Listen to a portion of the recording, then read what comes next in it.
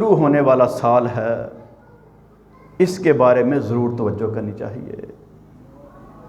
اور ایک جو ہمارا ذہن ہے نا کہ یہ تو عیسائیوں کا سال ہے، سن عیسوی ہے نا، اللہ رب العالمین کا اتنا بڑا فضل، اتنا بڑا کرم ہے کہ وہ جس نے آغاز کیا تھا نا سن عیسوی کا، 6 صدیاں بعد کیا ہے جا کے عیسیٰ علیہ السلام سے جانے کے۔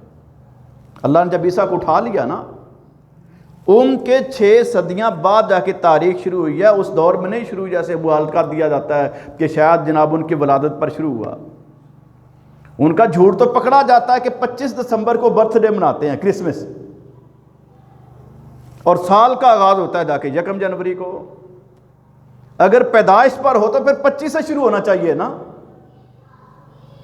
کچھ پادری کہتے ہیں جی نہیں یہ پیدائش کرنی ہے، یہ وفات کا، حالانکہ وہ بھی جھوٹ ہے۔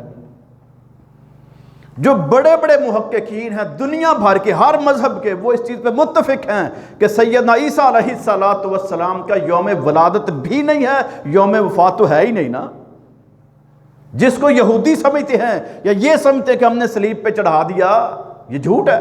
اللہ فرماتا ہے میں نے تو زندہ آسمانوں پہ اٹھایا ہے۔ تو جس دن وہ اٹھائے گا یہ دن وہ بھی نہیں ہے 1 جنوری۔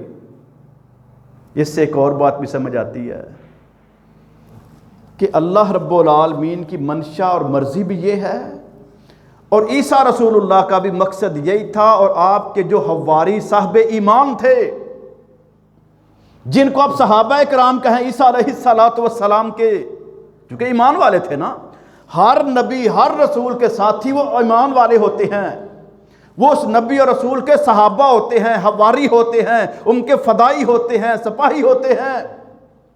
ان کا بڑا مقام اور منصب ہے جنہوں نے ایمان کی حالت میں اپنے نبیوں رسولوں کا دیدار کیا، ان کا ساتھ دیا، ان کے اوپر ایمان لا کے اس کا حق ادا کیا۔ یہ سارے خوش نصیب تھے اول تا آخر۔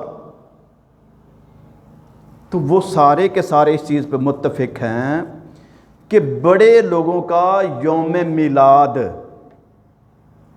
یوم پیدائش، برتھ ڈے، یہ نہ کسی نے منایا ہے، نہ منایا جاتا ہے، نہ اس کی کوئی گنجائش ہے۔ اگر اس کا کوئی ذرہ برابر بھی حصہ ہوتا، کوئی تھوڑی سی گنجائش ملتی ہوتی، تو کسی ایک نبی اور رسول یا صحابہ کرام میں سے کسی کی یہ ضرور بنائی جاتی۔ کمال دیکھیں اللہ رب العالمین کی رحمت کا کہ پوری کائنات کے جو امام ہیں جناب محمد رسول اللہ صلی اللہ علیہ وسلم، ان کا یوم پیدائش بھی دنیا کو حتمی طور پہ معلوم نہیں ہونے دیا۔ علامتیں موجود ہیں، نشانیاں موجود ہیں، جی موسم ایسا تھا، ماحول ایسا تھا، علاقہ یہ تھا، سب کچھ ہے، لیکن تاریخ کا کوئی بندہ حتمی طور پہ تعین کر ہی نہیں سکتا کہ کس دن پیدا ہوئے تھے۔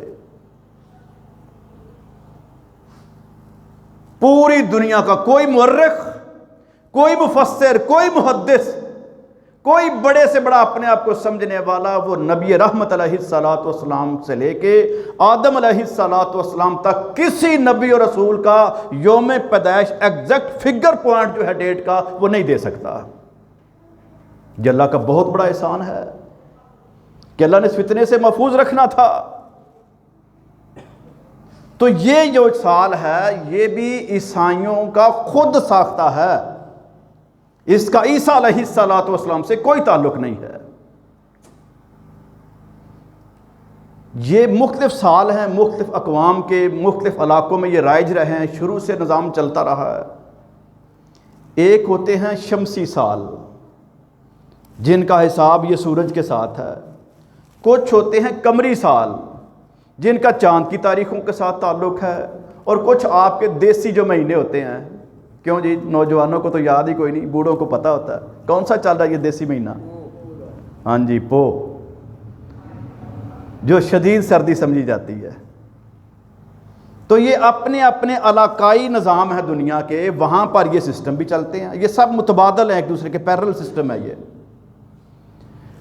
تو جو بھی نظام رائج ہے، چونکہ ہمارے سکولوں میں، ہمارے کالجوں میں، ہماری یونیورسٹیز کے اندر، ہمارے دفاتر میں، محکموں میں، حکومتی لیول پہ جو کیلنڈر چھپتے ہیں وہ بھی سن عیسوی کے مطابق، جو تعطیلات ہوتی ہیں، چھٹیاں ہوتی ہیں، وہ بھی اسی کے مطابق.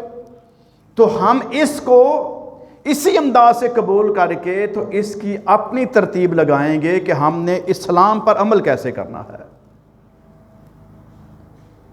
ایک تو بالکل بندہ رد کر دے، وہ تو ممکن نہیں ہے. اور جو اسلامی سال ہے اس کا بھی آغاز نبی علیہ السلام نے نہیں فرمایا تھا، نہ صدیق اکبر نے کیا.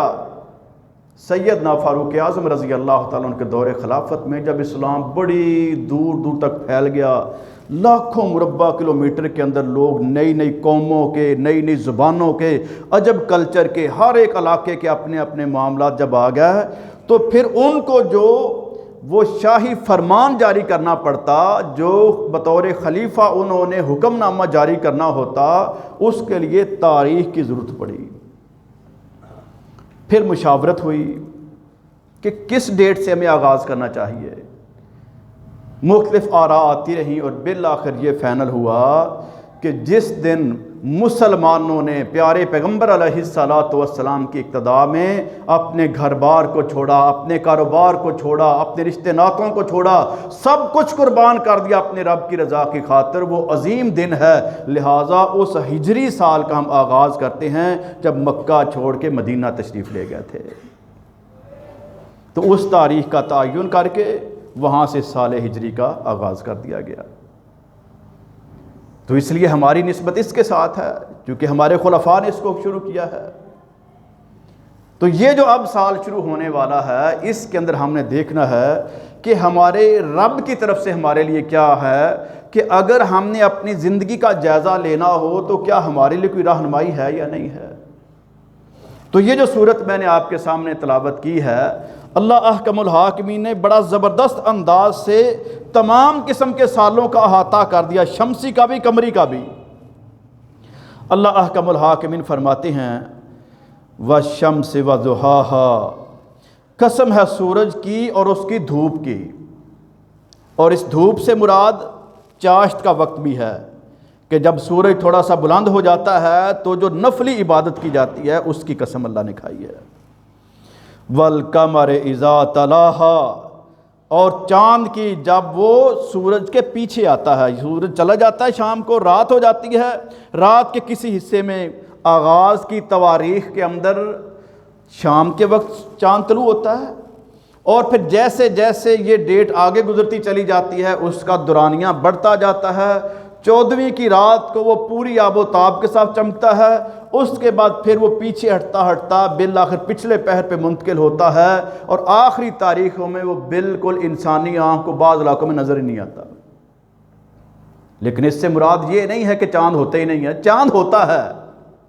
کتنی رب کی قدرت ہے کہ وہی ایک چیز ہے مختلف دنوں کے اندر وہ مختلف نظر آ رہی ہے. انسان تمام تر صلاحیتوں کے باوجود، تمام تر ٹیکنالوجی کے باوجود، تمام تر نائٹ ویژن، دوربین، خوردبین، تمام آلات لگا کے بھی نہیں دیکھ سکتا جو رب نہ دکھانا چاہے.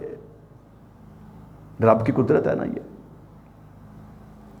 ایک ایک چیز کے اندر اللہ نے اتنی تربیت فرما دی اپنے بندوں کی کہ جتنا مرضی یہ ایڈوانس ہو جائے کہ میں نے یہ ترقی کر لی، میں نے یہ ایجاد کر لیا، میں نے یہ بنا لیا، یہ اپنے رب کی تخلیقات کا تبھی پہنچ نہیں سکتا، اس کے احاطہ کر ہی نہیں سکتا. سارا کچھ کرنے کے بعد بے بس ہو جاتا ہے کہ یا اللہ یہ تو ہی ہے جس نے سب کچھ تخلیق فرمایا ہے. تخلیق کرنے کا تو ہم سوچ ہی نہیں سکتے، ہم تو اس کا احاطہ نہیں کر سکتے، شمار نہیں کر سکتے، گن نہیں سکتے. وہ رب کیسا ہوگا جس کی یہ مخلوقات ہیں، اس کی یہ تخلیق ہے، ہم اس کو احاطے میں نہیں لا سکتے، شمار نہیں کر سکتے، کیلکولیٹ نہیں کر سکتے، تو رب تعالیٰ کی اپنی ذات کیسی ہوگی.